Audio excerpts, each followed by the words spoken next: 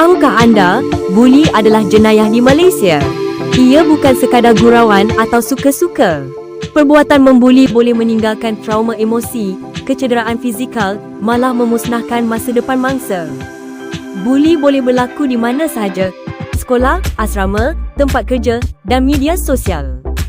Mulai 11 Julai 2025, pindaan Seksyen 507 di Kanun Keseksaan telah berkuat kuasa.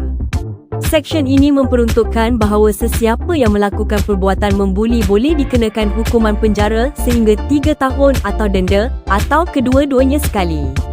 Ini bermakna setiap perbuatan buli sama ada secara fizikal, emosi atau siber kini dianggap jenayah khusus yang boleh didakwa di mahkamah. Pindaan ini menunjukkan komitmen kerajaan dan PDRM untuk menangani isu buli dengan lebih serius. Jangan berdiam diri. Jika anda menjadi mangsa atau menyaksikan kejadian buli, laporkan segera kepada pihak sekolah, warden atau balai polis terdekat.